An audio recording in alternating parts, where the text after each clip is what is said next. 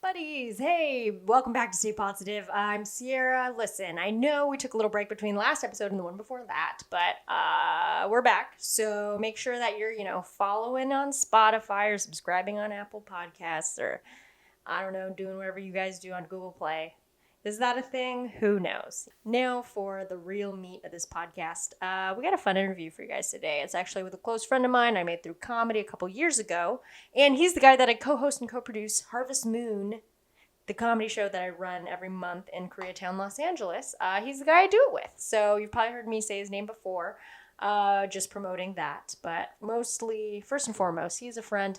And the sad thing about this particular interview is that I got to talk with him basically a few days before he moved out of the city, out of LA, and moved back to Wisconsin, which is where he's from. And I've got to visit his hometown a few times to do comedy, which is really cool. So you're going to love it. He's a really smart, funny guy. And here's my chat with Matt Torkelson. Hello, Matt Torkelson. Hi, Sierra. Yay! How you doing? I'm so excited you're able to come. Oh, it's nice to be here. Matt trekked through the rain, which is a rarity here Yes. in Los Angeles, California.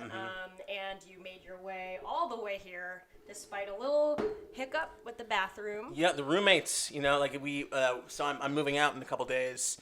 And We'll get into it. We'll get into it. And, I literally, emailed the landlord to say, hey, I'm moving out November 30th. I'll be out. And I put it on Facebook and Instagram, just like people, and then literally Get your coffees, get your lunches. Yeah, exactly. And my roommate was working during the day, so when he was coming back, I was going to tell him, hey, by the way, I'm leaving. So I hear him come home. I go out to the living room, and he's like, hey, I think I know someone that's interested in the room. And I'm like, oh, I was going to tell you I'm leaving, but yeah. Okay. And I'm like, is he going to come? He's like, yeah, he'll be here soon. And I'm like tomorrow? He's like, no, like a half hour. He's coming from Van Nuys. The and I'm bed like, isn't even cold. I'm like, Jesus, man, have a little tact. Don't be like, just be like, oh, you're leaving? That's sad. But he's just like, oh, you're going to be out of here? Thank God. Yeah, I've got 5 people lined up. Yeah. So this guy, he apparently had an issue with his place, and he's been living in our place, in the living room situation. And it's three guys, 1 bath. I just think that's a bad idea. So you can't time it out. You get up. I was up at 7:30. I'm timing out. It's going to be good. Not till 9:30, I'm texting you, and I'm like, oh, this is terrible. I'm running late. Totally fine. My bladder's going to explode, but we were here. It's okay. Everything's just fine. But, It didn't work, clearly. Little gripes. Yeah. Like the last month, just there's get out, and I'm like, soon, very soon, I'll be get out. So I shouldn't do that. I shouldn't hit the table. It adds a little bit of Does flavor, some beats. That's good. That's good. I hit the table all the time. Don't worry about it. Okay. But yeah, I think... it's a little weird, I guess, to be kind of edged out.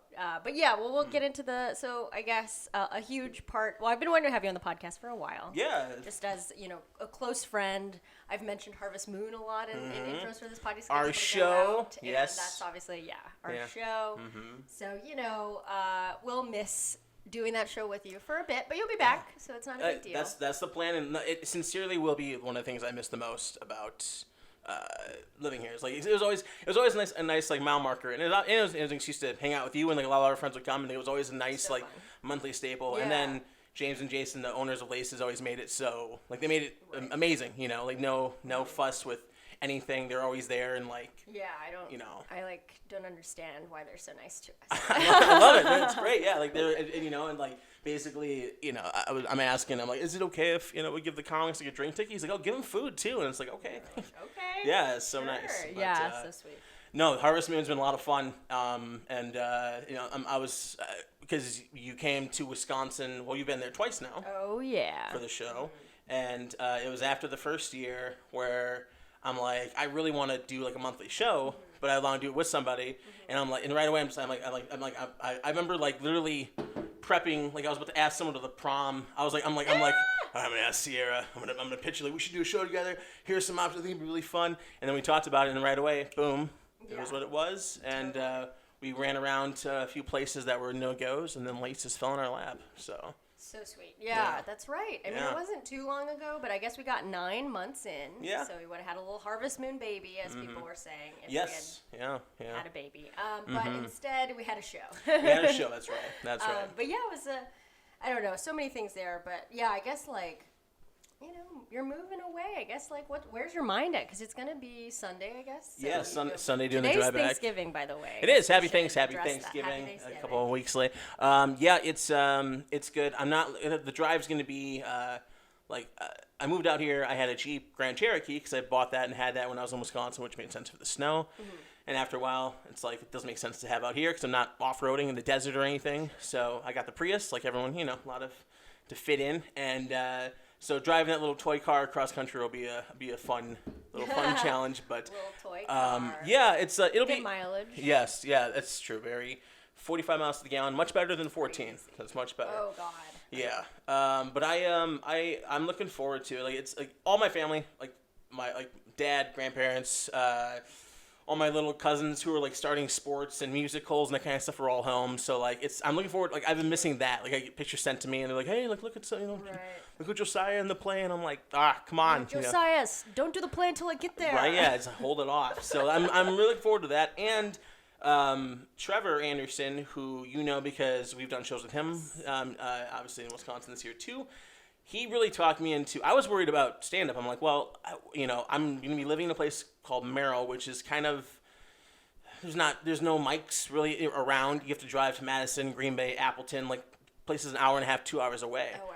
But he was talking to me. He's like, no, there's so much stage time available on the weekends. So like, you can really fill up your weekends to like Friday, Saturday. Yeah. So I mean, and that'll be a great thing of having the Prius. It's like, because in my mind, I'm like, okay, where I grew up, like I don't really think like what's close. Like even here, I didn't really realize how close San Diego was until like a couple of years after living here. But then it's like, okay, Minneapolis is 3 hours, Chicago's 4.5. Even like other cities like Kansas City, Des Moines, Bloomington, Indiana. They're all like within a day's drive. So like granted long drives, but like still willing to drive for stage time kind of thing. I'm not gonna, so just gotta kind of play in the middle. But yeah, it'll be good to go back and get a reset and again just be close to things that I've felt. Cause I've been here 5 years. If it had been like only like 5 months, 6 months, a year, I'd probably feel more like what I should have done more. But yeah, that's a real go. Yeah, for sure. A big round. Yeah, and I mean, and I started out here, and before I moved out here, I told everybody, I'm like, oh, I'm gonna move out for music, because I did music for years, and I didn't like, I'm self-conscious enough. I'm like, I didn't want to deal with like the small town, like, so you're gonna do, why would you do that? So, and like granted, you're not going to get a lot of that, but enough of that would have come. I didn't want to deal with it. So I just told him, oh, yeah, this will make sense to everybody. I'm doing music. Right. And then didn't get on stage for a year, and then finally tried it. And then it's been slowly, with gaps. But, like, it's been a nice progression. So excited to see what kind of can play out in a place where you can hopefully get maybe not as much stage time, like per day, but, like, longer sets, hopefully. Sure. So who knows? Yeah. Like, even with the driving thing, I was just thinking, like, sometimes to drive to certain places around here, it's like an hour and a half because of traffic. And stuff. Exactly. Yeah. So, it's like, across it's town. It's the same idea. Yeah. For sure. Yeah. But yeah, no, that's great. I mean, I think, like, what you're saying about, it's so, I think, possible, too, to, like, pursue all the things you want to do no matter where, just because of, like, the internet, and, like, you should do a podcast when you go back, or, like, do, like, the things that you can do anywhere. And I think especially with stand-up, people say LA's kind of like shitty, just like stage time wise, all the things that we complain about all the time, And like the only thing I'm worried about is like, because for sure, like booking shows can be a whole thing, but they do, you find ways so like go and support shows and then reach out and like be properly perseverant rather than like not every week be like hey yeah. So whereas like I don't know, I think there's I'll miss mics and I won't miss open mics, period. But I'll miss like the chance to like, oh, I really want to work this 5 minutes out. I can go and do 14 mics, in 5 days if I want. So like, I'll miss that because like I feel like I could work stage time. I could work things out a lot quicker. Whereas I feel like it'll kind of be it'll almost be trying to sandwich it in actual sets. And like, I hope this works, and then just trying to get better. But I haven't gotten better. That's a way to do it, though. I for think, sure. Too. Yeah, in front of a real audience, for sure. Yeah. And like it'll definitely be a way to like. And I've gotten better at like editing down. I think I have. So who knows? But I mean, I think we all. That matters. Yeah. Your opinion matters. Thank you. That's all I wanted to hear. I can leave. I just wanted you to say that. The door's so right there. Thank you. But yeah, no, that's great. I mean, so So 5 years. What did you think? What have you learned living? And also, like, you have your joke that's very funny, and also is a good encapsulation of this. Is like, moving from Merrilll, which is a small town, to Los Angeles, or like any sort of like change like that. And then you've been here for a while. Like, what sort of things have you learned from? I mean, your time. Like I've learned, like, coming from like I like the way you pronunciate these things. I feel like I've really like become less of a scaredy cat. Like I feel like that's like growing up in a small town. Like one of the things I say is like I feel like you have like a certain amount of like just sort of like I don't know, like apprehension. I mean, it's just like, a big city, like there's automatically danger around, which is it's like I don't know, it sounds dumb, but I've lived in Koreatown for the entire 5 years, so like the heart of Los Angeles. Yeah. So you're dealing with like I go from like crickets and like like the most like white noise possible to like helicopters and that kind of stuff. Yeah, being able to see the stars. Yeah, exactly. Oh yeah, like true like yeah, it's like, all bright all the time. Like Norman Rockwell, like small town, like looking, like that's exactly how like it like that was what I grew up around and stuff. And I don't really, I wish I had more like lesson one, always do this. But it's just more like tip number one, kids. Yeah, exactly. Stay inside. Yeah. But yeah, I see. I mean, yeah. like. So yeah, just context for Merrilll. Would you give a little context on what it's like? Because obviously I know what it is. Yeah. But yeah, it's just like a really unique, cool place. Yeah, it's a town, 10,000 people, like in the north central part of Wisconsin. Like we consider ourselves to be the gateway to the Northwoods, and like the Northwoods of Wisconsin is like a lot of people from Iowa, Illinois, Indiana will come and spend their summers in a lot of these small towns from June till mid-September. So these towns will go from like not Merrilll necessarily, but like towns close by will go from like 3,000 to like 25,000 just for these few months. So like people's entire businesses can be made for the year just for these few months. People coming up and doing whatever. Cool. So I mean, yeah, it's like you deal with the cold. Like I'm moving back at the worst time. I'm going back December 1st. So I'm gonna get the full brunt of winter. Nice. How cold it gets? In February it'll get like -25 with a -35 wind chill. Like yummy. There's always like 2 weeks like they're just brutal, and that's then crazy town. and then it kind of warms up, and then that's when they dump snow on you, because when it's too cold you can't snow. So or it doesn't snow that much at least. Yeah, that's so weird. So, it's too cold for snow. That's unheard of. It's like a weird dry I remember you saying something about like, it was like -50 with wind chill or whatever, and then like a transformer blew, so it was like, oh well, you're gonna die. Yep, all of town didn't have power. Yep. Yeah, that's like insane. They truly, it's like I remember like the first time, like third or fourth grade, they cancel school because it's so cold. It was just like that can't be possible. Like, it's you like, will die if you try to come to school. Yeah, it's like I have snow pants on, I'll be fine. Then you step outside, like you're I'm not gonna be fine. Pants. It's gonna be terrible. More like no pants. Exactly. Right? That's right. That's exactly right. Yeah, good. Teachers Write would it say up. that to us, and like, well, they're gonna be arrested. So, Good. Yeah. Scary. Mm-hmm. I mean, also, you never know. Yes. Who's lurking about in Wisconsin, because clearly there's making a murderer. Well, making a murderer. I know you Jeffrey don't like Dahmer, Ed Gein. No, it's okay. Like it's okay. Like people, I don't mind the stereotype because Ed Gein is the Texas Chainsaw Massacre. Yeah, right? and Psycho. More like Wisconsin Chainsaw Massacre. Yeah, exactly. Ed. There are some. Yeah. There are some doozies. We used to. I remember like. Doozies. And so So I grew up like going to like Christian youth group and stuff. Nice. And when I was in 16, we're driving down to Madison, which is a straight shot straight down south of Wisconsin. Mm-hmm. And halfway in between, our youth group leader like pulls off to the side. It's like me and like three other guys essentially. Like we're doing like some like weekend and of soup kitchen type stuff. And we get down to Plainsfield. And he's like, you guys see this? And he points to like this like half messed up grave. And he's like, oh, this is Ed Gein. And he like takes a rock and he just throws it at it. And he's like, yeah, he sucks. And then we get back in the car and he made a pit stop to show us like Ed Gein's grave. So I've seen his actual Jesus. Yeah. Oh God. Wait, is it just like a weird burial? It's just like a random like dirt road off of Highway 51, which is straight north and south. I was just like at first I'm like, oh, this like being a kid, I'm like, oh, our leader's so cool. But now I think about it, I'm just like, why did you know? Yeah. How did you know where he is? Sure, yeah. Do a lot of people? Is that like a tourist attraction? It might be now. I mean, there's definitely a lot of like haunted, haunted tourism type stuff. So there's I saw like something on Netflix called Dark Tourism. It was some show where like he went through, I think Jeffrey Dahmer. Like it was sort of like the the people who like are in love with Jeffrey Dahmer, like following them on their little tours and stuff. Yeah, that's stuff. So Like that's love creepy. or like obsessed. It's odd, but you know, you do what you can. Yeah. Well, I just watched the Zac Efron I the haven't Ted Bundy seen that. movie, and like Yeah. it's like for the first like hour and 20 minutes they kind of make him like, I don't want to say glorify him, but they make him look fine, and you're just kind of like, that. I mean, it's Zac Efron too. Yeah. That's a pretty strong choice. Yeah, even I'm just like, listen, I get what he's about, and then and then like 10 minutes left, it just goes through all the things he did. You're like, oh, that's right, he's the worst person alive. Yeah, Right. So, oh, that's so scary. But yeah, I remember hearing things too, where like even some of the victims or people who were still around but could speak about it firsthand were like, well, we kind of like that they made him attractive and, you know, intriguing, because it's not like we were foolish to fall for that guy. Like, it's like a legit con artist. You know? Absolutely. Absolutely. So of course, you know, you gotta cast Zac Efron. He's got to make his big move from, I don't know, High School Musical. Oh, Baywatch, I guess, to Baywatch. Ted Bundy. Baywatch to Bundy. That's what his autobiography is gonna be called. That would actually be. I would read that in a heartbeat, and I can't read, so you know it'd be pretty. Wow, yeah. Something you didn't know about me. That's Baby's why. first book. That's why every time when we're like booking for Harvest Moon, I'm like, hey, could you reach out? Not because I'm lazy. I'm just like, I don't know how to.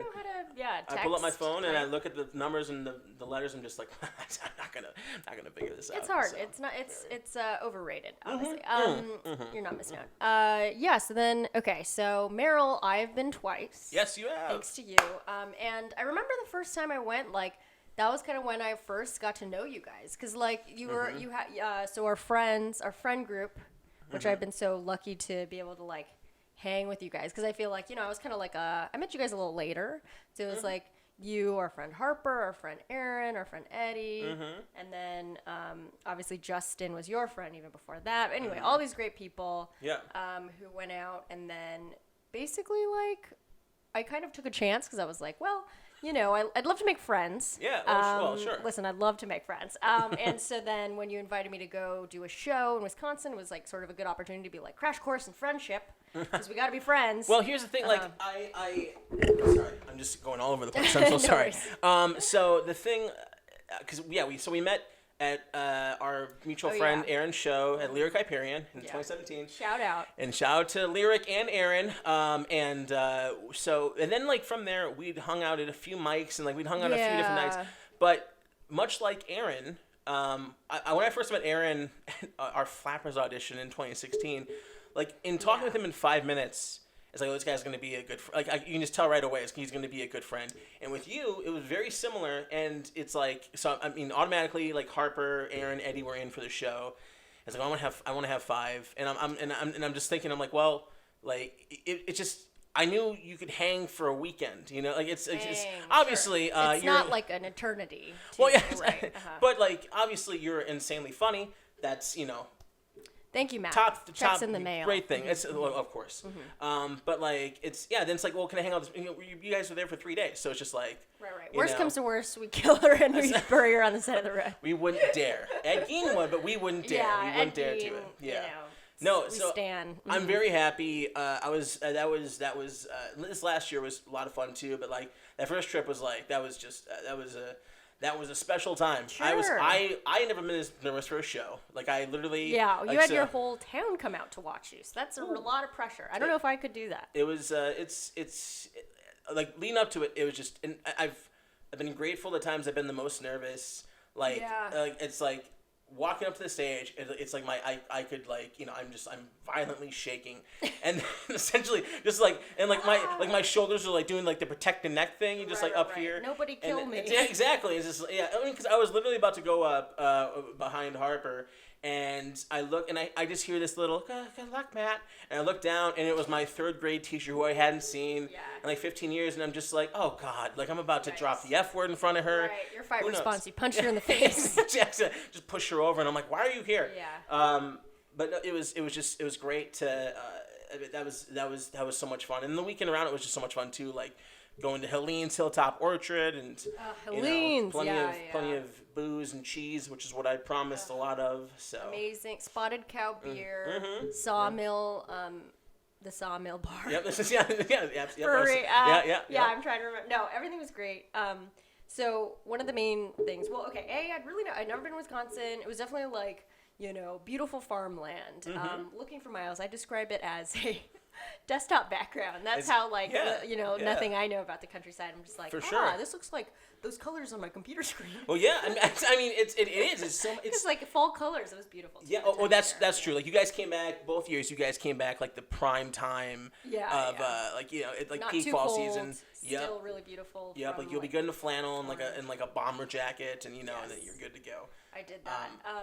And then Deer Shining. Deer Shining. Yep. Can you please explain what Deer Shining is? Sure. So, well, first of all, I'm driving. I went to get you and Harper, and we're driving back. And my it's my favorite thing ever is I'm like, I'm gonna take you guys Deer Shining. And there's a pause in the car, and Harper just goes, "Oh, I don't want to kill anything." And I'm like, you thought I skipped like, "Hey, would you care to shoot a gun?" And just went right to, "Hey, when we get to my hometown, like, I hope you're ready to kill an animal." Right. Just like, we're really gonna like it's kind of like being jumped in. It's just it's just like, listen, you have to kill Bambi. Initiation for Wisconsin. Yeah. So Deer Shining is literally like 4 of us pile in a car.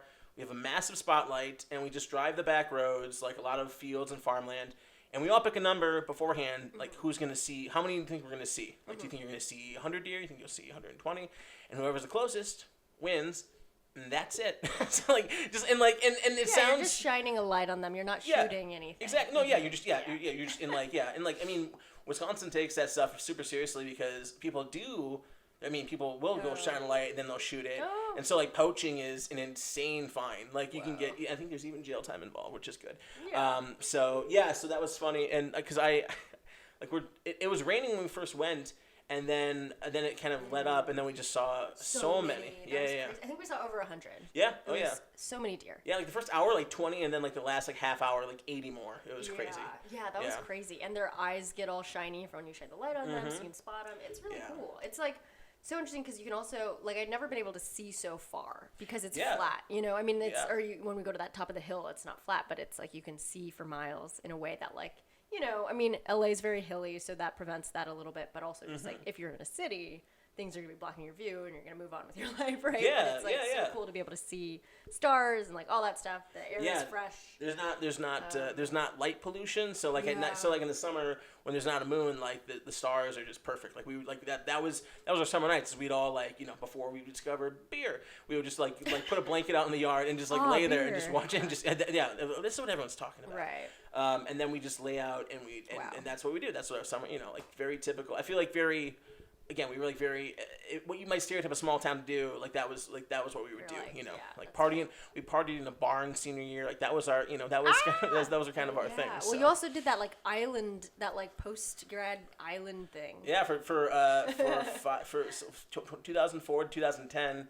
Every Memorial Day weekend, for at least 3 nights, we would camp on Rock Island, which is in the middle of the Wisconsin River, and the only way you can access it is either by canoe or like every now and then we take a pontoon, which is basically like a patio on buoys out there, and then and just sit by a campfire and drink. That was pretty much it. So it was good. That's crazy. So then, did you guys sleep there? Yeah.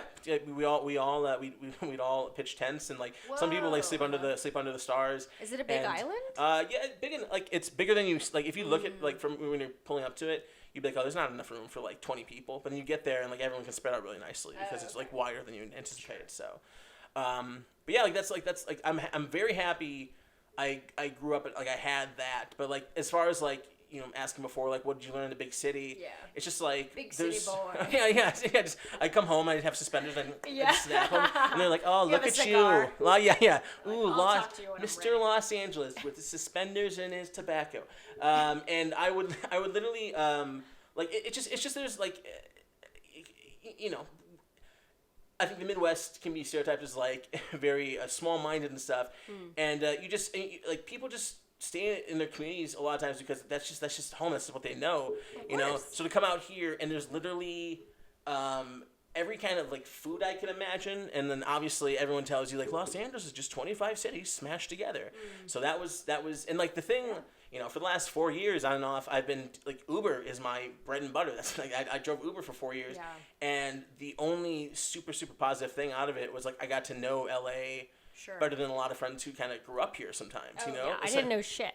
I forget. La Canada. That's right. I was outside of LA, but then I didn't learn. That's LA. It's like I still have to look at like maps. I'm like, oh yeah, or something, you know? And then people still like feed me neighborhoods that I'm like, I don't know where that is. Yeah, it's like, it's like, do you know where Larchmont meets like West LA? Yeah, It's I'm like, like, I don't know what okay. you're talking I mean, my dad does the thing where he'll be like, "Oh, is that north or is that south of the 110?" I'm like, I don't, Dad. Oh, really? This is who cares? Yeah. That's great though. Yeah. But yeah, obviously, you know, that generation didn't grow up with Google Maps. No, it's true. I mean, I literally know nothing. I mean, I'm the same way. Like my dad, like even like we have like two main, and they're lettered highways. That's how small they are. And you're like, you're not gonna take E home, right? You gotta take 64 home. Yeah. And it's like, Fuck okay, E. yeah, it's E is there's too many snow drifts. Like when it's windy, you get and out of nowhere, if the snow builds up and you hit it with your car, you can spin into the ditch. So don't want to be spinning into any ditches. No, don't want to do that. So I mean that's been a lot of fun, and like it's I get to see, like, I mean, I get to see the ocean when I was like working 5-6 days a week. I see the ocean once or twice a day because you're always going to Santa Monica, you're always going to or even like LAX, like you're kind of right down there, you know. Right. I'd always turn on, like I'd always drop someone off LAX, and if we wouldn't get a thing right away, I would just kind of pull around to Manhattan Beach and then kind of work there. So that's always nice. But it's been nice. Like LA has been really. It's been very, I think, very good for me. I wrote a little thing like last night how it was just like I feel like ultimately I'm very guilty of playing like you should have done like not necessarily feeling myself with regret, but like should have done this way, you know, that kind of stuff. And I feel like I too often reflect on the past where it robs my like inner peace or like or just peace of mind in the present. Like I'm so guilty of like I can obsess about like 2 days ago or a week or a year ago, you know, because like 5 years have been good out here, but I've made plenty of mistakes, you know. I've made countless mistakes. So it's like which is you know, well, that's his life. I don't mean that in a bore me sort of way, but it's a lot of like, you know, you like I moved out here at 26. In my mind, I'm like I'm grown up, and then you grow up quick. You grow up quick, like trying to just manage a life and totally uprooting yourself, put yourself here. So like a lot of like no matter even through like the failures or things that were like at the time like, oh, this sucks. You look back and it's like if you I feel like you use it right, it hardens you in the right way. It doesn't harden your heart or mind, but it kind of hardens you where like if something happens similar, you're like I know how to handle this. Cool. You know. So I feel like that's LA is kind of a crash course in that kind of stuff. So well, yeah, I mean to move out and then have to start a whole life, not really like. You know, also I think sometimes people are able to use like a job or something to, you know, be like, oh, well, my company is like setting me up so then I can just use that to like get the housing. And, you know, like sometimes that happens. And so that's another level of cushion. But like to just fully move out. That's a big deal. I feel like if you can do it, that's the way. That's sure, the way I mean, to do, of course, like we would all love that, but not you know our profession doesn't really have that as much. So, but okay. I like the regret thing because I am the same way, and I mean a lot of people are, right? And it's sort of like one of my friends actually phrased it interestingly. Like she was like asking one question she would ask would be like, well, how much of your life do you feel like you live in the present, like percentage wise, present, past, and future? And I feel like at certain different stages of my life, I felt differently, right? Like sometimes I would always be future when I was say in school or something because it was all like, okay, well, what do I have to do now to like get to where I want to be in the future? And then more recently, maybe I've been more past because there's certain things like regrets, like, oh, maybe I should have said that differently, and then this could have led to that, and like all these, shoulda, coulda, woulda stuff. Yeah. But like, I don't know, like, do you feel like that's a thing that is bad? Like, what's sort of your I think it's like anything, balance is good. Right. Like I mean, like proper reflection is good. Like I mean, because if you have none of that, then you're not introspective, and like then maybe you just lose all self-awareness. Sure. So I think a proper amount is good, but like. I mean, I know I'm guilty of like just waste. I can waste time. Like for me, and I always worry I bring it up too much, but like I do it because it's honestly probably it is one of the main reasons I'm moving back. Is like I've since like 19, I'd say. Like I always had I was always heavier in middle school, high school, and then college came, and like I definitely like full on developed like a binging disorder, but and I didn't really talk about it, and then just kind of hit it, but like you can't hide weight. It's not like I can, you haven't seen someone in like a couple months, you show up 50 pounds heavier, they're like, well, something's changed. And yes, it's obvious. You look different. I don't know what it is. And, but then like for a while I kind of just like evened out. Then I moved here and it got a lot worse, but also got a lot better because like so in the last 5 years I've yo-yoed majorly 3 times, and I'm on the up end of the 3rd time, and it's just like at a certain point like this isn't gonna fix itself. And I mean I've gone to like the proper meetings and all that kind of stuff out here, and I just feel like the help to truly squash it once and for all and snap it is like that's waiting for me at home where I can really focus on that. So like, and sort of like in relation to stand up and stuff too, it's like I feel like I've been sort of trying to swim with like while cinder blocks are tied to my feet, sort of thing. You know, it's like kind of a lame analogy, but like that's like you know, a real. Well, it definitely is a clear feeling, I think, when you're imagining that. It's like, oh yeah, it's a drag. Yeah, I mean, like, like literally walking into your place today, like you know, 6 months ago, like you know, I could double step up the stairs and just be like, well, feel inspired, like what's going on? But even walking up, it's just like, whew, okay, like.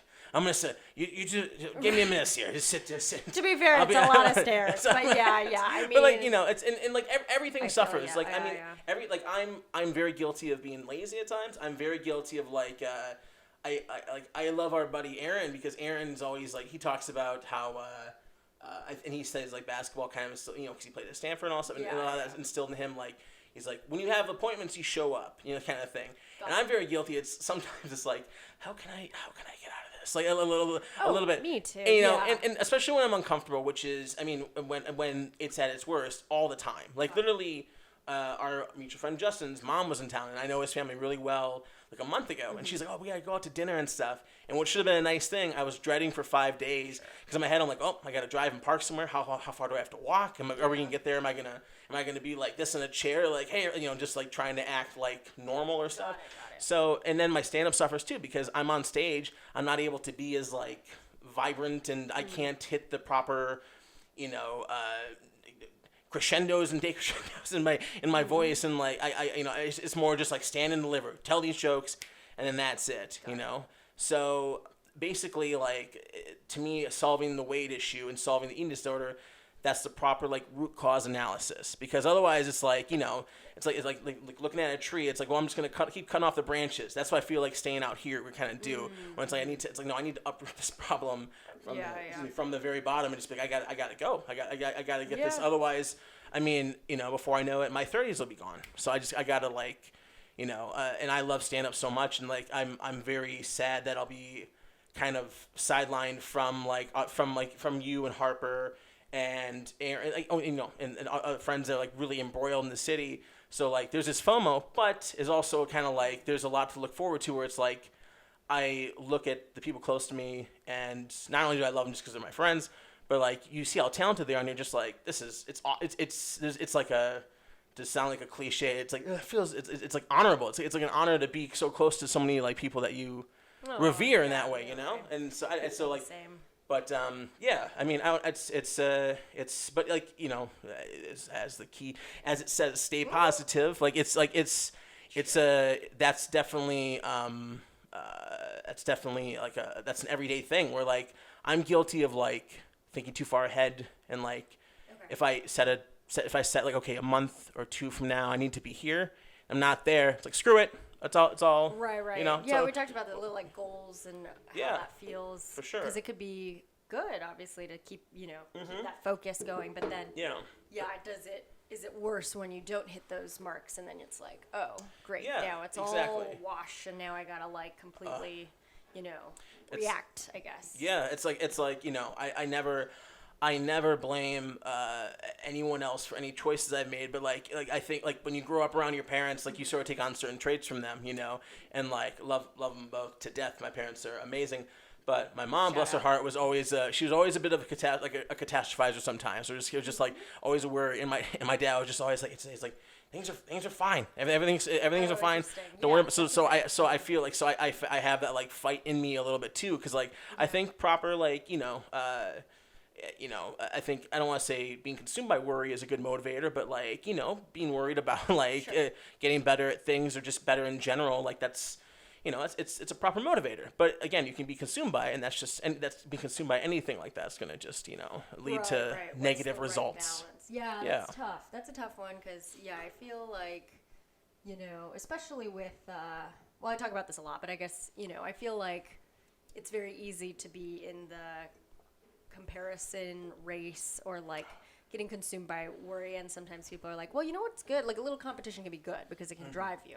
But then at what point does that like, jump the shark and you're just like, now you're consumed by it and literally not even, in the range of where you'd want to be devoid of anybody else. Yeah. Because then if you get the things you were like built up in your head to get, then they ultimately might mean nothing to you because you're like, okay, it's like, let's, you get a late night set and all of a sudden you're like, oh, this was everything I dreamed like 5-6 years ago. And you get it, and it feels good for a second, and then you're like, well, now what? And maybe that's partly okay. The goalpost moving. Yeah. That's like, exactly. Yeah. So, I mean, and there definitely is amplified in a city like, maybe not even a city like this, but just, through, like, I'm guilty of just sitting and scrolling my butt off on Instagram or Twitter. We love to scroll. We do love to scroll. City. Scroll big time. But yeah, and then I think it's really, very telling, like the fact that you're like making this action to like move to like get it all together, you know what I mean? Because you'd expressed that before, that's like a main reason why you're moving back. You're like, oh, this could be a good way to like get weight things in check, that fun stuff. And so I really think that like, because sometimes it just does take a change. It's like environment is really important, all that fun stuff. And then it is. What your life is already kind of like there. It's not like a brand new city or something. So it's pretty yeah, that's definitely I think we underrate how important it is to just like change surroundings. Yes. Yeah. But yeah. It's true. Like I've been in my place now for about a year and a half, and like it's been good. But like I like my roommate up until the other guy moved in, like he's a very above average roommate. Cool. But you walk in and like you've seen him, like you walk in and if you're into it, that's great. I don't judge, but he's very into anime, and like that was like a surprise because I walked in and there's like 4 bookshelves. Sure. Full of stuff. But it's also a specific. It's also like I like Miyazaki films, like I love anime, but there's definitely like maybe the realm that he's interested in, I'm not. You know what I mean? Yeah, very scantily clad ladies. A lot of dolls with like their knees kind of like angled in, yeah, and kind of like just like this motion, and you're like, it's and like like a little bit like modest. It's like modest, sexy. But also like it's modest, but that's what I would describe. So he's got a lot of that up in the common space. Which is tough. So that's the thing. Like his room is like the loft. So you walk in.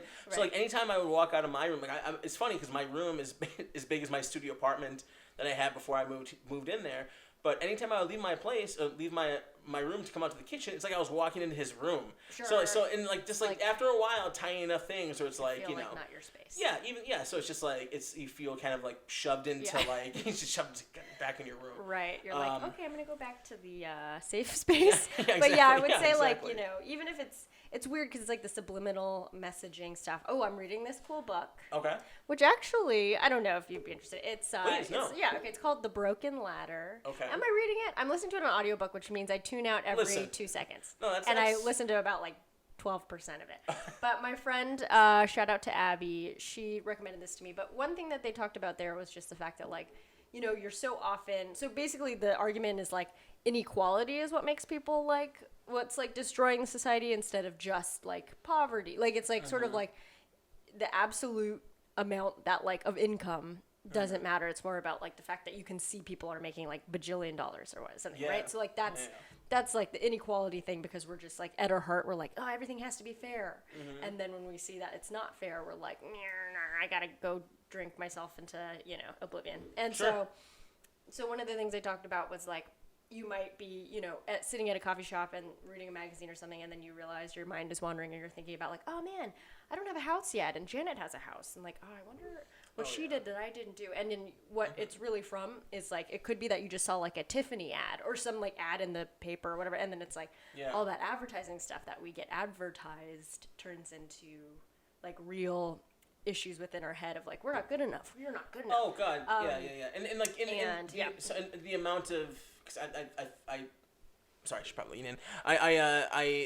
like the amount of made up scenarios I toil over, like in my head, where like and I'm sure it starts with something exactly like that you said, where it's just like the tiniest thing, and I'll think about someone I used to work with in like 2013. It's like, oh, they probably have a house. Oh, they probably did this. Why didn't I do that? I'm an idiot. It's like, oh, I chose to move out here. I suppose I could go back and buy a house. Do I want a house? Yeah, I want a house. Or so you just what like kind of house? Yeah, exactly. It's like 3 bedrooms, not for me. 4, maybe. I don't. It's just whatever. So yeah, I that's very interesting. Like, so what is it? So does it say? Does it touch a lot on like social media and stuff too? Like, I think that's like part of like, it, but I think just like because it's the same idea as ads in the sense that they're just trying to make you feel certain ways that you buy stuff, right? Yeah. And then, but I guess my point being, the way this connects, even though it's such a tangent, is that, like I guess it was trying to emphasize like your surroundings are important. So like if you're like walking into like sexy anime every day, you might start to like it. No, I'm just kidding. No, you might, definitely have certain like, oh, it doesn't feel like my space, so now I feel like I don't belong here. It's like all the sort of stuff that might be underneath the surface that we don't even realize. Yeah, I mean, it's I like because I had the studio by myself for 3.5 years, and one of the things I argued that was bad about it was I loved the building, I loved the place, but like it was very easy to isolate myself. So like the other 2 times I yo-yoed was just like it's just so easy, and like also. In the age of like Postmates and Uber Eats, it's so easy to stay isolated, to not have to even leave the place for weeks. Why it's bother? Insane. Seriously, oh, it's bad. It's bad. So like, and my head, I'm like, oh, I have a roommate, and so therefore like that at least like I'll even if it's just like coming out and like saying hey in the morning or what's up, having a cup of coffee. Yeah. Like it keeps me out of my head enough. But then it kind of reverted back to exactly what the studio was. It's just like I'm just in my room, you know. So it's like there's definitely that, and I think you're right. I mean that's why when I go back to Wisconsin, I'm just gonna own 30 guns immediately. So it's like you immediately become just Right? So yeah. You gotta stockpile. Listen, the end is near. I would never, despite what you guys might thought I was gonna do for Deer Shining, it would be fun. It would be fun this next year to take you guys to like a shooting range. If you would have any interest, right. And because it's like a smaller, well, I guess technically larger, like a 20 gauge shotgun. They're fun to shoot. I've heard. Yeah, I would never make someone shoot, but like sure. They are like because I grew up hunting, but I never shot anything. I was much more along the ride for just like hanging with dad and hanging, Right. So. I mean, and it's a huge, and that's one thing that I think I learned a lot there. And generally, like, you kind of hear this, but it's good to see it in person, is that, like, I grew up here, so guns are never, like, a thing, really. Mm-hmm. And so, it seems like a no-brainer to be like, yeah, no guns. If you give me a gun, personally, that's a gun for whoever's going to attack me, because I can't protect myself, so they're going to find the gun, they're going to shoot me. I'm like, I don't need a gun. Oh, thank you. Yeah.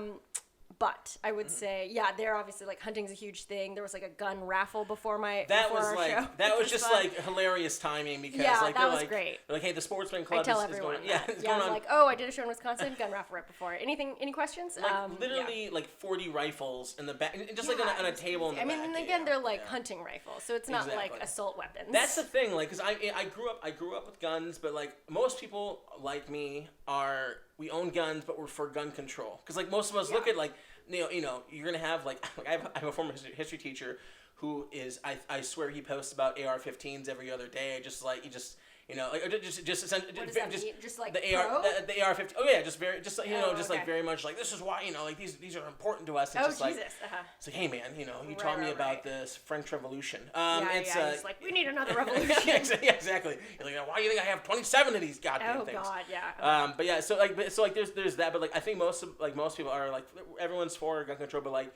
Hunting is a huge part of the culture. I remember when so obviously terrible one of the shootings happened. The fact that I have to be like one of them. Right. But like I feel like the internet runs away with certain things sometimes, and one of them was like a pack of feral hogs like hurting their kids or something like that. It was essentially some I'm sure redneck in Texas was like, what am I gonna do when there's all these pigs and like going after my kids? If I don't have and dogs, a lot of people guns. And a lot of people were like, oh, that's so stupid. But then if you live in a place where there are Sure. feral hogs, they are I guess they are that's the only scary way. ass animal, and they're dangerous as hell. Like it's just there's so Right. many they're invasive like those people look at the same way they look at this is my TED talk on feral hogs. feral hogs. I just waited to go in. I waited This 40 is great. minutes. You can't get feral hog content that minute in the city. I'm here to give it to you, really, and like, because like people treat them like the farmers treat them the same way. Like if someone here in LA owned a bakery shop, they would treat rats. I mean, I hate to say it, like, and obviously pigs are smarter. I understand those arguments, but like they're dangerous and detrimental to crops. So I agree. Like when I see someone like say something like, oh, what about all these feral hogs? I can understand how insanely redneck and backwoods that sounds to people. Yeah, I mean, but at the same time, it's just like, right, of course. I mean, and that would be so mean to judge somebody based on like just because it sounds ridiculous. You know what I mean? Because it's like, well, because it's obviously you don't understand that. But I mean. I love that. I mean, listen. At the end of the day, though, a feral hog will rip up your crops. Yeah, if you see their, I mean, like everyone always goes for the sow because they can have so many little ones just like that. But listen, you try to do it humane. There's these things called Jagger Pros. They trap them, and they can, listen. Okay. That's So I'm here to sell. Go to my website. Matt on feral hogs. Yes, everyone. It's just picture. Listen, I mean, this is the content I'm looking for. It's a picture of me with just a plastic like pig nose, and Yeah, it's just like it's pretty scary. I'm here to help. So no, that's that's the worst tangent I've ever. No, I had love that. In any That's conversation. so funny. but just how different. I'm happy you got to experience because I feel like some the best. Because like that's. The gun raffle couldn't have been more like I couldn't have planned it better. Where it's just like what's the there's like because usually it's like some like banquet for like the local basketball team or like Boy Scouts. Right. We want some guns. Yeah, exactly. Boy Scouts America, and then it says like, well, we could we need a new gun range. We need to sell these guns. Yeah, so people will shoot them. Exactly. I would say I think that's a huge thing I like about travel. Especially for stand up because you kind of go to cities where you're like, I mean, not necessarily this was fun because it's like I go with friends and like I knew it was gonna be fun no matter what. But I would say like sometimes you when I was doing like college gigs or something, it'd be like a small college town. And you're like, oh, I'd never ever come here unless I was doing a show. You know? And it's like a cool way to see America. And for the especially record, from my coastal point of view. Yeah. I cannot even begin to express, and you all know this, but like my dad. Carl, shout out. He loves you guys so much, and he's big Carl fans. Did you happen to yesterday they got a lot of snow in Wisconsin. Oh, nice. Like 8 inches. I live for his voicemails. I saw you post one, but I didn't listen to it. He updates it, and like he just I didn't really notice it until I moved away to college like 10 years ago, and now every time I hear it, his Wisconsin accent is so thick, and he literally for 40 seconds he's like, there's so much wet snow, and I was snow blowing, and the belt broke. And long story short, they're giving me another snow blower, and there's like this long, fucking God. right? And there's this long pause, and he just goes, "Big ass snow blower," and Whoa, he just has like you hear how excited he was just for like this new snow big machine ass stuff. snow blower. I love that shit. Like that's just like he's. And you'll be back in time to help him do the shovelings. Oh God, the blowins. It's weird. How do you? So your dad's how old? He's. Oh yeah, I think my dad's. What's the year? Yeah, 69. Yeah. Yeah. Pretty crazy age, Yeah.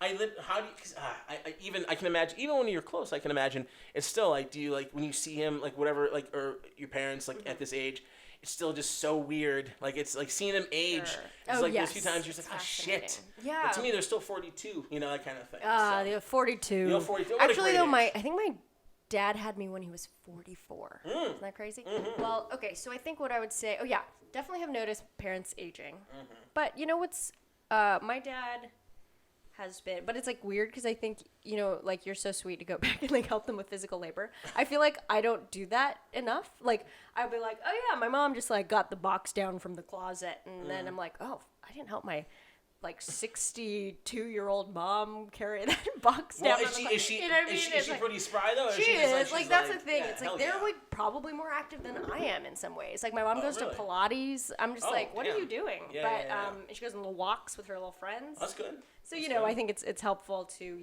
keep that active stuff going. Yeah. And then your dad still works too, which is a big deal. Yeah, he's hopefully end of next year gonna retire. So I just want him to I think he's because they keep enticing him to stay longer. He's like this. He's an intermediary between General Electric and this network of hospitals, and he basically updates their patient care network, and he's the only one that knows how to do it efficiently. Mm-hmm. And so they keep bringing people on. They're not doing it well, so he has to kind of manage them, but also do his job. And he's worried that if he leaves, he'll just leave people hanging. So, and I'm like, but also, Dad, you're gonna be 67 in May, and I don't want you to not to be morbid, but it's I don't want you to be 72 and be like, oh, I should have a year early, so you could have had a year to do whatever you want. But move to LA, become a bodyguard, security guard. Which he could do. He proposed to me, and I was like, that's a bad idea, but don't do that. So, yeah.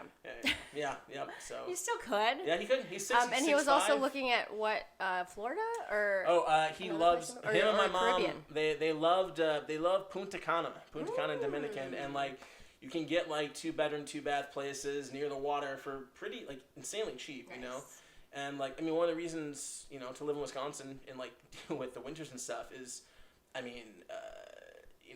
the house they live in right now is probably $300,000, but you take the house, put it here, it's a couple mil. It's a beautiful house. Yeah, it's and it's right on the lake. It is right on the river. Oh yeah, technically it's called Lake Alexander, but it's technically the river. But it's called a lake because it's blocked off. So I know my shit. You nailed it. Hell yeah. But yeah, it's I just that's essentially the argument to live in a place like that is you have more money for. A lot of people have cottages. They'll have their small 3-bedroom, 2-bath house, and then they'll have a cottage up north, for they just go to in the summers or whatever. And I think he would love to cottage. Right? Yeah, he would love to snowbird in a place in a place that's warm and not deal with what we're about to deal with for the next few months. So, yeah. Jesus, that would be wild. Mm-hmm. And we don't have to talk about it, but I know your mom. You lost your mom. I did. Two years ago now? Last July. Yeah. Oh, that was there's still. I think I was talking to. It might have been Justin. I was telling him how I feel this even though she wouldn't want it that way, Dad wouldn't want no one, and any person would, but it's hard not to I think I feel guilty a little bit, being being out here when it happened and stuff. Cause that was what happened is I was out driving and Dad just texted me. He's like, hey, go home and call me. So right away I knew something was up, and I thought I'm a little morbid. I'm my grandmother's 98, and I'm I'd likely something with her. And then Dad just calls. He's like Mom died, and I'm like, and you just can't sit there. He's like, do you hear me? And I'm like, yeah. And you just process it, and then you don't not even crying until a half hour later because it doesn't hit you and stuff. Right. It's as everyone I think will say, no one, you're never gonna be prepared for something like that, and she was always sick when I was a kid, and growing up, she was diagnosed with a really rare lung disorder, and then they mistreated it with chemo, so she dealt with a lot of the backlash of that. And it was, and she'd been good the last few years, and then it was just kind of out of nowhere. And the doctor, I think he explained it to Dad, where it's just excuse me. He's like, hey, when someone has a chronic disease, they just eventually run out of a well. There's nothing more, So it's not you could have predicted this or anything. That shapes you. That's you find out who you I always looking at things, seeing friends who lost parents or whatever soon or too soon. I like to think, I'll handle it a certain way, and then you just you find your own way, but sometimes it's just not the right way. Just I went back. That's really what's kind of I think started the binging up again and stuff like that, and it's just so again kind of to come correct with that kind of stuff. But no one what can be said besides no one prepares you for it, and she was the best. I'm adopted, so I definitely grew up in can't very much you can't do any wrong kind of thing from mom, so sort of thing. So that's great. Very lucky, but yeah. So sounds like a lovely mother. She was the best. Mm-hmm. Yeah, she was the best. So yeah. Oh yeah. Yeah. I mean that's also quite because we're kind of talking a little bit about being adopted, your adoption. The other night when we were hanging at 3 Clubs, very cool, very cool place. And that's pretty unique. I feel like, that's like a thing where, and also it's specifically like I have some friends who are adopted who like look adopted, if that makes sense. Like, it's like either different race of their parents or something. So people are kind of like clocking it early. Yeah. But you kind of have the thing where like you and Carl seem like like from what I can see, like, oh, both like tall men, probably related, Yeah, definitely. By blood, but so it's kind of hilarious. A lot of people were surprised, yeah. So. Well, we've covered a lot of really great things. Mm-hmm. We took a little break, a little breather. We love to take a breather. Yes. Now we're back in, so yeah, I don't know. I guess we can get into the little positivity. Please, please. I don't know. I have me no what format. This is about. Clearly, I don't know what I'm doing. No, but it's I like to get it. I think what I've noticed about myself is like I really do love to hang out with like positive people, and it's not necessarily like I don't know. I feel as if sometimes there's the sort of stereotype where people are like, well, if you're happy, then you're not actually like. You don't know what's going on. You know what I mean? Oh, really? There's like sort of, well, I feel like there's sort of a pretentiousness when it comes to like, I'm moody because I know what the world is really about and it's bad. Sure, yeah. Right? Yeah, there's like, I can't stand they it. act like that attitude acts like it's rooted in some sort of knowledge, but in reality, it's rooted in cynicism. It's in like cynicism like, and pretentious. No, you're right, pretentious bullshit. But and so I think it's very clear that like we would be friends because I feel like you come out the gates with a lot of great stuff. Oh, that's positivity. Very nice of you. Yeah, I mean, finger guns. obviously, finger guns. You've got real guns. I say that too, and I'm like, I got real ones too, and you're just like, I don't want to not talk to this guy. He's you come out the gates with a positive attitude about guns. Yeah. Have you heard about feral hogs, Sierra? Yeah. Listen, you don't know nothing about feral hogs. I don't. I really don't know anything. I don't really either. We don't have them that much in Wisconsin. I just know how dangerous they are. That's all so trying to and warn they the have people. horns? Some do. What do you call them? Well, some actual tusks. some little males do. Yeah. I mean, I read Old Yeller. Mm-hmm. Oh, yeah. And I know that that guy gets torn up. Old Yeller gets the business. He Yes, he does. Poor business. guy. Yeah, he does. Can't catch a break. He cannot. But, no. but anyway, so I would just, I'm just wondering, what's your secret? What kind of keeps you going, man?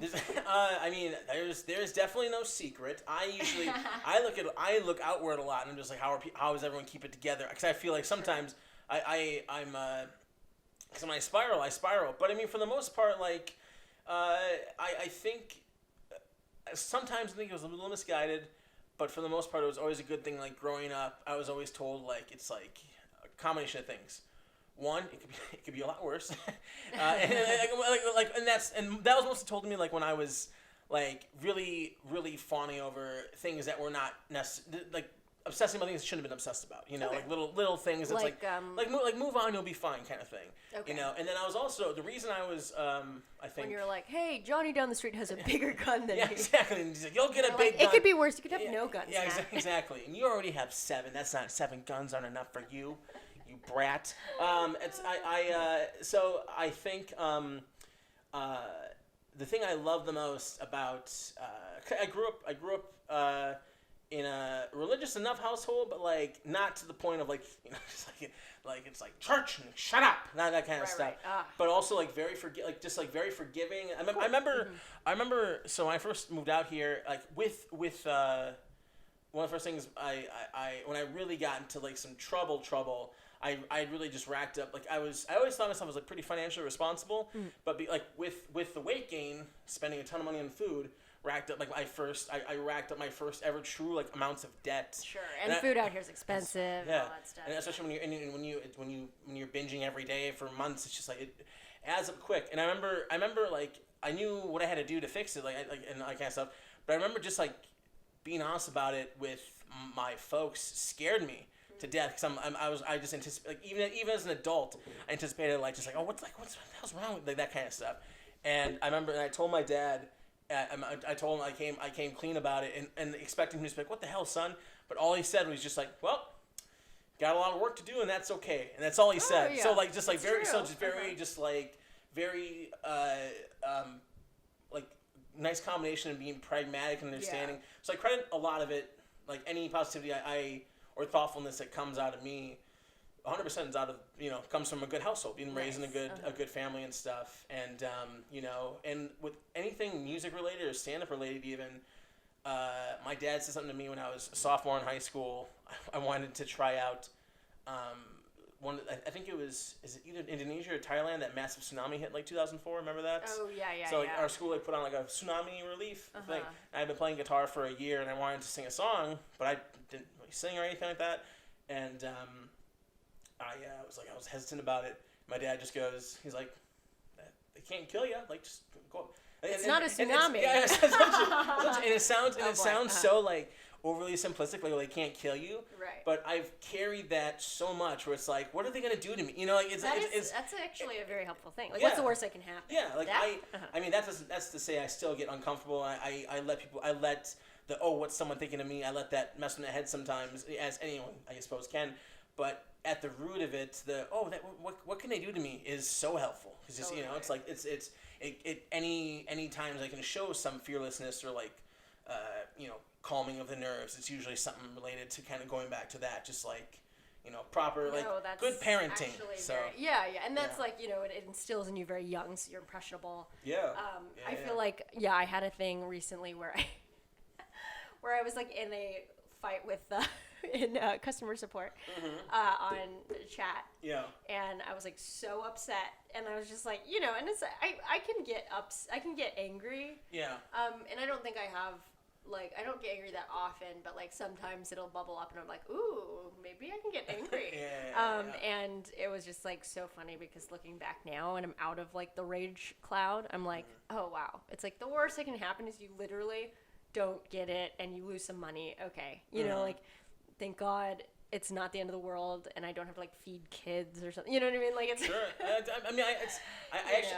I've actually wanted to ask you this because I feel like I've seen it a few times.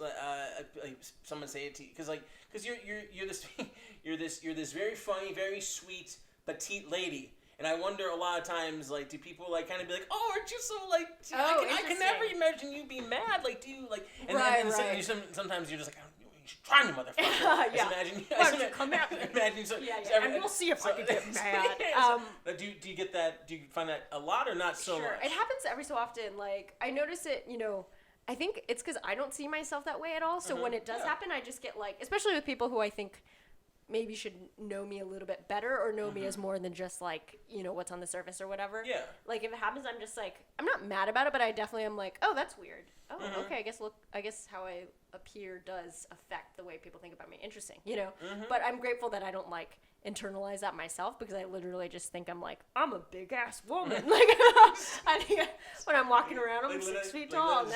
Your arms I've got biceps. Try to go water. Exactly. Take up space. I feel like I've seen one or two people say it to you. I can't imagine you upset. Oh, and there's a little part of me where I'm just I do get that. There's a little part of me I can just see I'm like I can see it, not that but only in a way of just as it's a human thing, and everybody gets upset. Hopefully, no. I think if people say that to me too, I could see myself also interpreting that as because I'm so good at having a calm demeanor. Good on you, Sierra. That's true. That's very true. But I could see it too. Well, I remember one time I was taking this acting class, and a lot of it is you meet the people maybe a week before, and so nobody really knows you well, but there's definitely a lot of assessment of who you are because they're trying to be oh, what kind of roles would you be good at? What kind of person are you, and what can you portray, this and that. So I think one of the teachers who was trying to be I see you, so I understand who you are, even though I've only known you for 5 days. Yeah. Excuse me. And so I feel like she was oh, so do you ever, when you're in a fight with somebody, do you ever come from a place of being cute to have power? And I'm like, what? In my head, I'm like, hell, I don't even know what the fuck that means. But I was like, no, I don't think so. I'm trying to be diplomatic about it. But I was like, wait, what? Yeah. In what world do you know? But I could see, I don't know, it just feels weird because sometimes I'm like, oh, I think you think that I look that way, but I don't see myself that way, so I don't. But I'm genuinely trying to think what the hell that would mean. It's what it's. I think I just didn't understand. Just hands like this, just sort of to just oh I don't know what it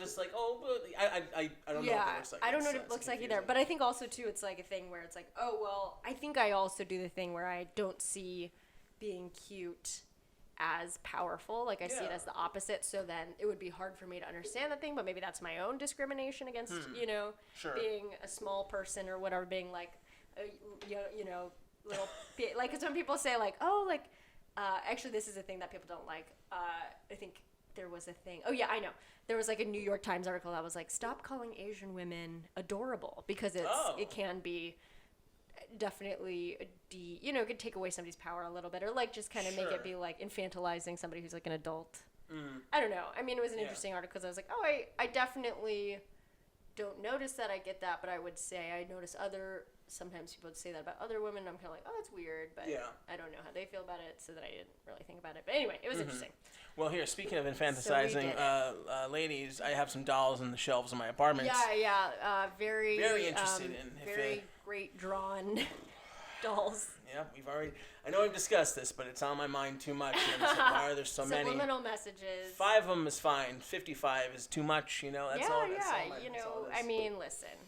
I'm not one to judge. Once you're out, he can increase that to 100. It doesn't matter. I don't think the roommate's actually moving in. I think he just can use my room as like a, you know, basically like a dungeon. That's you know? a good point. Whatever, that's fine. More dolls.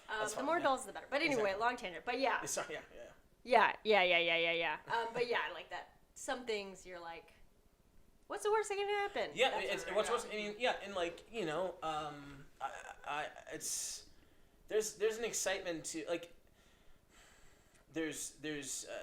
I've approached both, so I'm trying to gather my thoughts. I think you can approach the unknown with just panic, or you can with pure excitement, or like, I mean, I think that's kind of the joy of trying to pursue something like stand up, is like, well, you know, maybe I will do just purely stand up, and that's what it is. You know, I will literally, you know, travel, do stand up, do sets, get better at, eventually just go up, and go from feature to headliner, you know, over 20 years, whatever it is.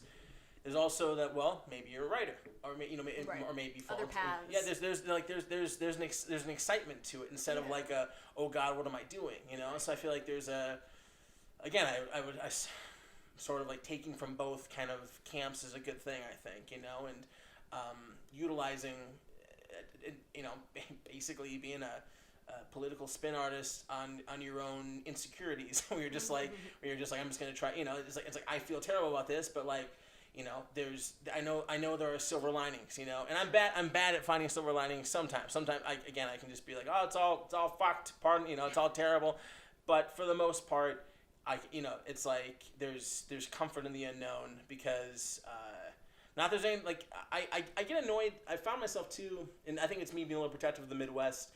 I've gotten annoyed. I've talked to a few comics about here sometimes. Not too often, but every now and then I'll get like this sense of like, can you imagine, you know, being like 27 and having a house and like kids already? Doesn't that sound terrible? And I'm like, no, not right. I feel that's like actually a lot of people's lives. Yeah, I feel like, listen, like, you know, like just because we've chosen like a path that's maybe like, you know, a little more intense and bigger risk potentially, that doesn't like illegitimize like, you know, just finding a job and like starting a family. And I feel like. That's me. Like when I feel like sometimes this is again this is not a common enough thing, but a few I've talked to comics where they're just like they try to almost like validate their own like pursuing of this to like shit on this, and it's like no, they both have wonderful merits about them. So so that's where I can be a little like devil's advocate. I'm like, no, it's pretty great, man. Actually, it's really, you know, it's like. Have you ever had children? Yeah. I think I agree. I know that like because I find myself also like scared to make assessments about other things, even if I do internally feel that way. I'm like, oh man, I really am happy with what I'm doing, or I'm not, or whatever. But I would say whenever I hear somebody vocalize like something negative about a different lifestyle or something, I'm kind of like, this just sounds like you're trying to justify to yourself what's happening. And that's like fine, because I know that's an important thing to do if for your own, you know, to like be happy where you're at, but also like it just sounds insecure, so then I don't want to sound insecure, so then I don't do, you know what I mean? Yeah, it's like the guy walking into a group of people and like, this sucks, right, guys? Like, it's like trying to get validation. Yeah, it's like where'd you come from? Yeah, right. You know, and like for real, I do see like, because obviously we all have people who have gone different paths at different times and doing different things, and sort of like it's kind of, there is such a thing here to be like, ooh, this is what everyone actually wants to do. Like, there's always movies. I was talking to like somebody about this, the fact that like people are like, oh well, you know, yeah, sure, you could be doing a steady job, but you know what everybody wants to do? They all want to be pop stars, or like, you know, it's like some sort of thing where everybody thinks that you want to do like a hard career, and then secretly everybody wants to do something creative. In reality, I mean, I don't know. It's like sometimes when we're doing the creative stuff, I'm like, man, it kind of seems nice to do something a little bit more steady, you know? Oh, 100%. So I feel like it goes both ways, and it's like 100%. It's like, you know, easy to justify it by being like, that person must hate their life, and it's like, well, you actually aren't in their head, so who knows? Yeah, exactly. Right? No, exactly. I mean, you know, there's this thing because maybe we want, you know, we want the next thing, or we want more and more, and I say we, like, whatever. Someone pursuing a creative field, just because they've found what they like or like what they're comfortable doing, it doesn't mean that there's not a hole to be filled all the time. You know, like I mean, I have friends I grew up with who wanted nothing more than to be a mom or a parent, and then like that's what their life is focused around. So it's like this, and there's just, you know, I mean, most of my friends, I mean, I'm sure you're the same way. Like most of my friends right now, you know, 2-3 kids usually, and kind of like spaced out, like 5, 3, 1 kind of thing. You know? So, and that's how it is. So it's like it's not triplets. Yeah, exactly. That's that would be one on top of the next. Yeah. So actually, when I was adopted, we were given like all my blood work and like my background and you know the stats. Yeah, you're this much Norwegian and this much German or whatever. You're 23andMe. Before it was cool. Essentially, yeah. And so my birth mother's brothers were twins. So that means that twins run in my family. Whoa! Yeah, so you could have triplets. So when eventually, you know, settle down and have a couple, they're gonna look just like each other, and I'm gonna mix them up all the time, and then they're gonna resent me as a father. That's what does happen. Buy them matching clothing. Call them the same name. Honestly, just don't decipher who they are from one another. We'll do Greg and Greg. It'll be like just like a one letter That's easy difference. Enough. So I don't. It's, you know, it's like it's so. I mean, it goes back to this comparison, right? I mean, like in any sort of like, and I do feel like coming from the Midwest, there definitely was I wouldn't say pressure, but that is the norm. Like you're married at 21, 22, and then house by 25. Right. And that's great. But there's, I mean, you know, that's kind of the beauty of LA is like all the sort of the collective of the ones or twos from whatever town that felt like, I want to try something a little crazy. Like we're all here, you know? So like we're all here trying it. That's so it's kind of it's a nice way to look at it, I think. But yeah. And it takes a lot to like break out of that sort of mindset too, because it's like it could be easy too to just be like, well, I'll do what the people expect me to do, and then call it a day, and like I'll be happy either way, you know. And I think that's always something I am impressed when I meet people who are able to do that in whatever way, right? It could be having the picket fence thing, or it could be you know, just like a different kind of career or whatever. Yeah, I mean, I like you're talking about like the nicest of stability, like. Sure. For 3 years, I was an accountant.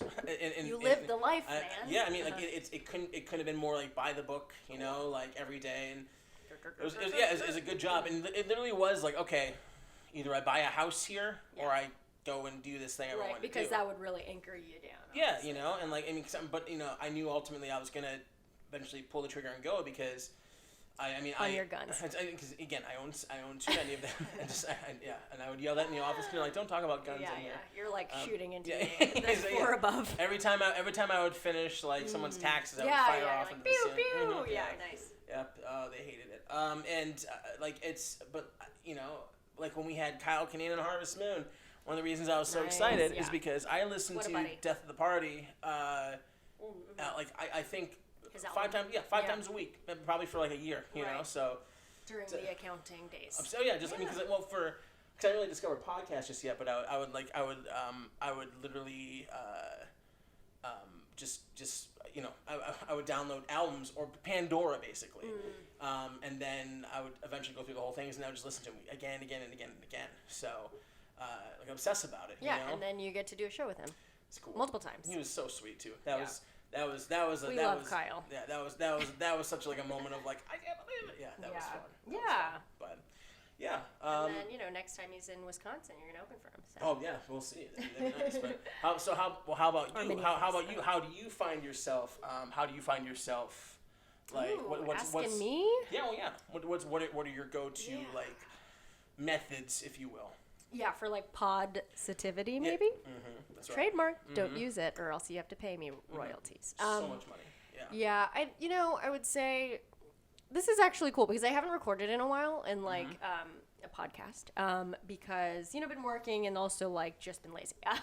So let's be real. But I'm very excited because this is like you're getting me back on it, Matt.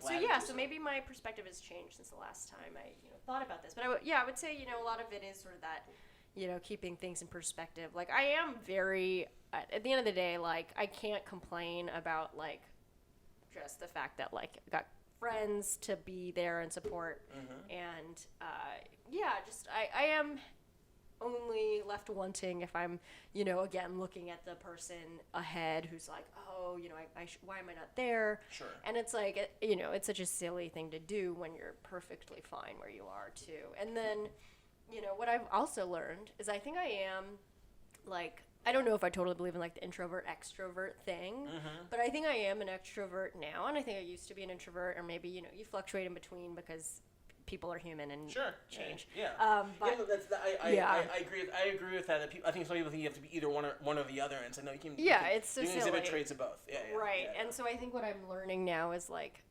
I need to just hang and talk with people and be with people because I actually do get. Like, I think in my head sometimes I'm like, oh, I can't go out to that. You know how we're talking about, like, sometimes you just want to cancel your plans. Like, I'll definitely do the thing where I'm like, I mean, why? I'm just going to be tired the next day, da-da-da. But, like, I had the thing, my friend Daniel visited, you met. And, obviously, like, when a friend is visiting, you want to show them a good time. So I'm, like, trying to do a lot of things at night after work. And I was like, oh, I'm going to be tired this week because so many things. And then you're working during the day, da-da-da. But honestly, like, every night we, like, hung out. Also, it's, like, I want to hang out with people I like, so I'm not going to, hang out with, like, shitty people. But, I just learned that I think I get energy from that, and it makes me, like, feel more in the world and less, like, in my head. Yeah. And so I think that's something I'm going to try to stick to moving forward, especially when I'm unemployed very soon, because that's the easy time for me to, like, stay in my room and be like, if I move, I'm going to spend money, so I can't, so I got to stay here. Oh, God, it's yeah. I feel like... LA is like I and try. If I step outside, they're gonna slap me with a gas tax. Well, yeah, I mean, I tried to blame the city for certain things, but holy shit, does it make you worry about money? Like, of course, and I know that can be any. I know any major city. Or I mean, it's funny. It's very relatable. It's funny. I say this as a single guy, but I talked to one of my friends who, and he told me the cost of like daycare for their kids, and I'm like, good Christ! It just, I mean, like good motherfucking Christ! What was it? Wait, what? I think here in LA? It was $15,000, I think. I think. The year, yeah. I think so. Yeah, but still, that's a fucking. What happened is $15,000, but they had to pay $8,000 just to hold the spot. So that's how. What is this place? Are they treating them with caviar? What are they doing? Yeah, all the babies have on whatever Air organic Force One. Whatever avocado masks. Yeah, I don't know what's expensive right now. Avocados are expensive. Water. Avocados. They give the children water. That's a lot. So I mean, and it's like, but it really is to like, and it's funny how like I know I've talked about it probably too much, but with the weight stuff, like the sort of the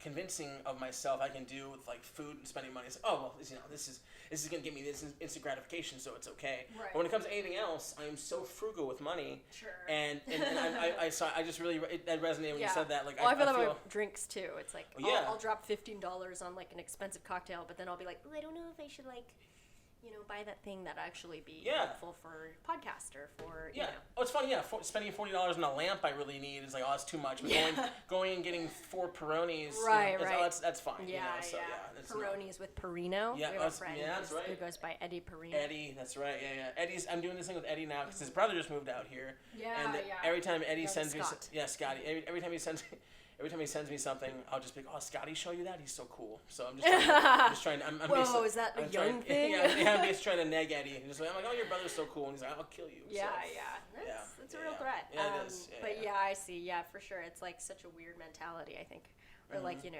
Ubers are expensive. Yeah. But then if you have a good Uber driver like yourself, maybe you I'll want to get rob the you, money. is what I'll do. Yeah, I mean, so- it's expensive because Yeah. the guy comes in and takes all your money. Yep, that's right. That's right. But yeah, well, I mean, that's all good stuff. I want to, you know, is there anything else that we should cover? I mean, that's up to you. We've got I mean, some hefty stuff. Yeah. Yeah, I know.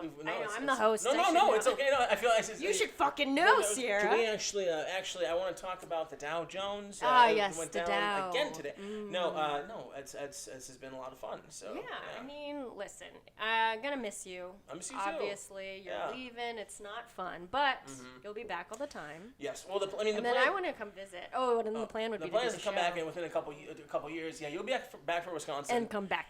And I told you too, Back. like you asked very like hesitantly, and you're just like, can I come visit you? And I'm like, yeah, like if you. It's if a beautiful spot. Yeah. if you I want, mean, in a heartbeat. it would be fun. It would be fun because, like, I love to do the show, obviously, but that might not. That would only be like once a year. Yeah. So you know, No, maybe I'll come out there. you can come. No, If anybody's heard whenever of you Sun Country Airlines, it's a quick Oh, little ride so- to Minneapolis. want. So cheap. It's like $200 round trip, and that's an expensive ticket. So. Yeah. And then, okay, actually, we didn't cover one important thing, which is cheese curds. They're good. You're about to be in the homeland back with the cheese curds, which you They're- gotta love. they're I'd never good. had it before. They're dangerous.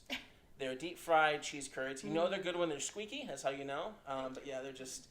I mean, you had 3 or 4 different variations of it. So. I did. It was a bit of a flight, you know? Yeah. Flight of curds. A flight of curds. Yeah. Flights of beer and flights of curds. Flight yeah. of the So- concurds. Yes, great. Thank Great you. band and great pun.